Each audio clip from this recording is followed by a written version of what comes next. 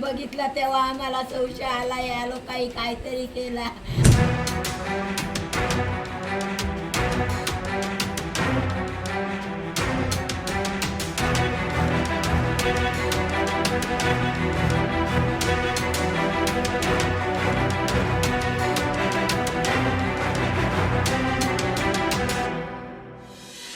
वसई विरारमध्ये भूमाफिया आणि गुंड प्रवृत्तीची दहशत एकदा पाहायला मिळत आहे.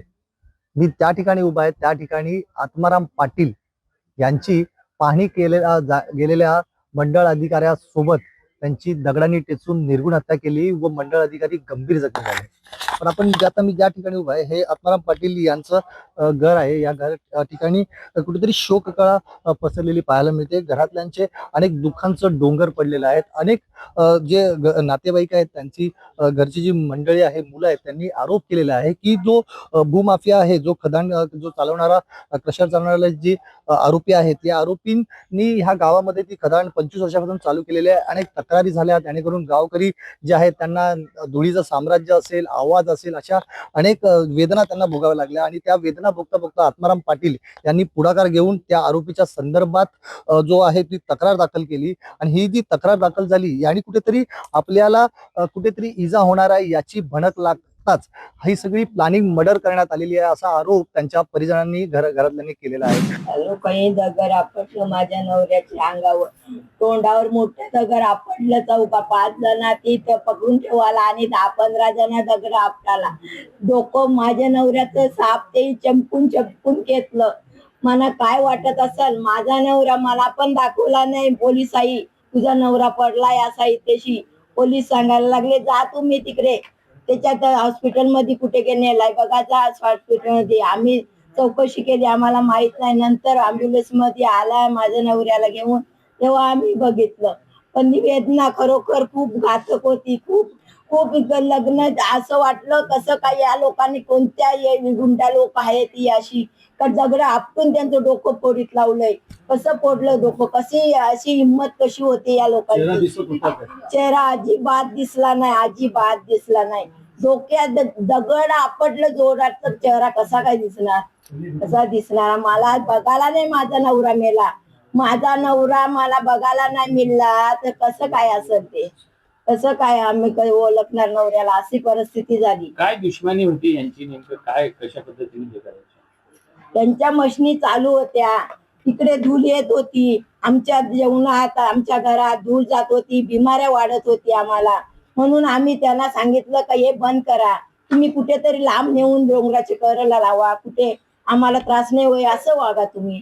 तर ते ऐकतच नाही. त्यांच्यावर पैसा आहे, तुम्ही काही करू शकत नाही. आम्हाला पैसा मिळतो, आमची रोजची 2-3 लाख रुपये दिवसाला कमाई, तुमच्या सांगीवरून आम्ही 2-3 लाख रुपये कमाई घालू का, असं म्हणून ते लोक बंद करत नव्हती. आणि ती नेहमी कोणला मारायची. माझ्या नवऱ्याला 2-3 केशी पाठवले ते, हे मारायचं रस्त्याला तर रस्त्याला मारायचं.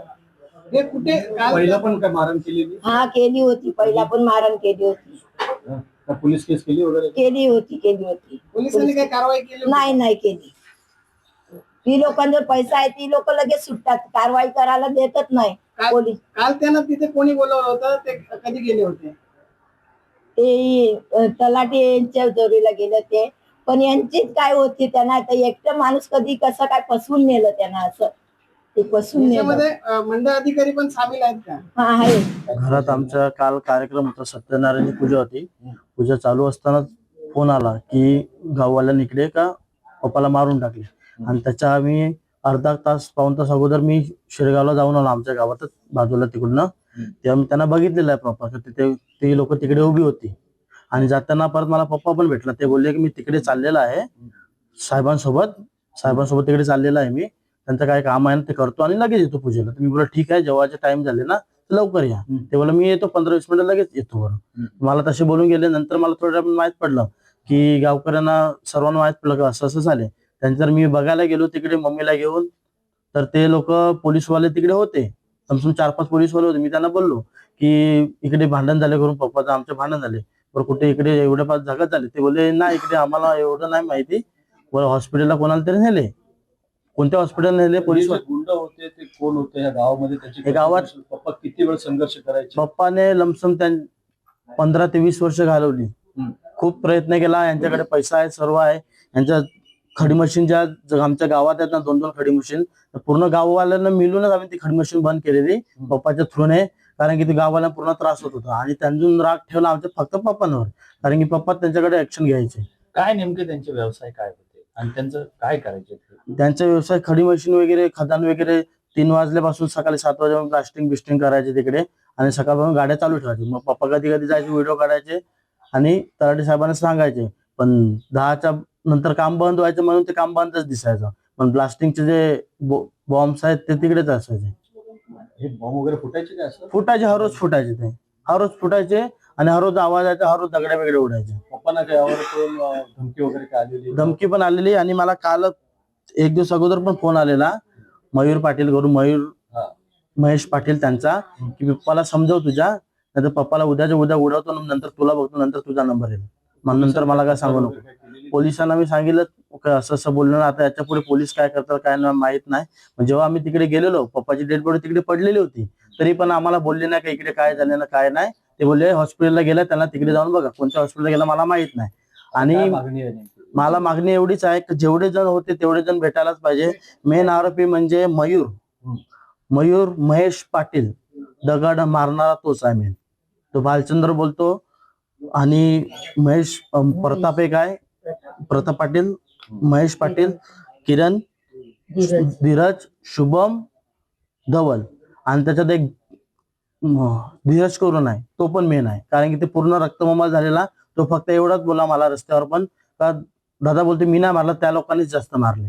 मी विचारलं तर मी तुला काय बोललाच नाही, मग तू मला असं कशाला बोलतो? कारण की तुम्हाला माहितच नव्हतं का मारामारी झाली तुमची. जर तुझं काय चुकीच नाही तर तू मला सांगतो कशाला मी नाही मारलं काय मारलं, कारण की मला माहितच नव्हतं. असं तो बोलाला आणि तिकडून लगेच पळून गेला. मी त्याला काय बोलेल तेव्हा. यामध्ये काय सरकारी अधिकारी सुद्धा होते? सरकारी अधिकारी असे होते का ते त्यांना घेऊन गेले तिकडे आणि एकाच गाडीत घेऊन गेले, त्यांच्या 4 व्हीलर मध्ये घेऊन गेले आणि ड्रायव्हर लोकांना पळवलं. आणि एवढे एक जणांना एवढं मारहाण होऊ शकते तर दुसऱ्याला किरकोळ जखमी होऊच नाही शकत. वडिलांनी कसा संघर्ष केला? किती आरटीआय टाकले वगैरे? खूप आरटीआय टाकले, दिल्लीपर्यंत हायकोर्टापर्यंत पण टाकलेले आहेत. आणि बंगला जो गुरुचरण जागेत आहे बंगला, तो पण आता काहीतरी निकाल लागणार होता, त्याच्यामुळे त्यांनी ऍक्शन घेतली. जर याला मारून नाही टाकलं तर पूर्ण आमचा बंगला तुटेल. आणि सर्वात जास्त मेन महेश पाटील बोला, याला आता मारा, आता भेटलाय तर नंतर यो आपल्याला जगून देणार नाही, त्याला मारायलाच लागेल, नाही तर मारला नाही तो आपल्याला मारेल असे बोलले. डीसीपी आहे ना, ही केस आहे ना ती त्यांच्याकडे गेली पाहिजे. विरार चौकीवर भरोसा नाही आम्हाला मिळत. क्राईम ब्रँचच्या डीसीपी आहे ना मीरा रोडला, त्यांच्या हातात गेली पाहिजे. एवढी फक्त आमची मागणी आहे, तेवढंच हे करा, बाकी आम्हाला काहीच नको. कारण की यांच्यावर भरोसा नाही राहिलेला आमचा. क्राईम ब्रँचच्या डीसीपीवर मला काय सांगाल या प्रेशरच्या मशीन कचर मशीन पासून 20-25 वर्ष झालं आम्हाला त्रास म्हणजे एवढा त्रास नाही. जेवणात माती, पाण्यात माती, घरात माती, खिडक्या बंद 12ही महिना, झाड आंबे नाही होत, काय फल होत नाही. आमचं 50,000 उत्पन्न होत होतं ते पण होत नाही. आम्हाला याच्यापासून त्रास म्हणजे काय, किती त्रास. आम्हाला काय बोलायला गेलं काय धमकी देतो, असं करतो तसं करतो, केस करीन हे करीन, आमच्यावर कारवाई करतो. आम्ही काय जगणार काय? आमच्याकडे पैसा आहे नाही मिळत ना. मग नेमकी यांची दहशत काय आहे? तुम्हाला काय धमकी दिली आहे काय? आम्हाला काय सांगतो माहितीये का, की तुमच्यावर कारवाई करू, आमच्या जाग्यात आली ना तर तुमच्यावर आम्ही कारवाई करू. ह्या लोकांनी जमिनी भरपूर लोकांच्या खाली, आदिवासी लोकांच्या पण जमिनी, गुरुचरण जागे त्यांची अनधिकृत बांधकाम आहेत, अनधिकृत घरं आहेत ह्यांची, आणि आमची पण जमीन ह्या लोकांनी हडप केलेली आहे. किती जमीन होती आणि कशी आहे? माझ्या मिस्टरांची जमीन होती, माझ्या सासऱ्यांच्या, माझे सासरे लवकर ऑफ झालेले.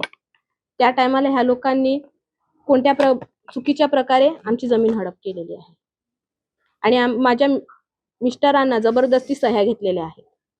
माझ्या मुलांना रूम मध्ये बंद करून, आम्हाला रूम मध्ये बंद करून.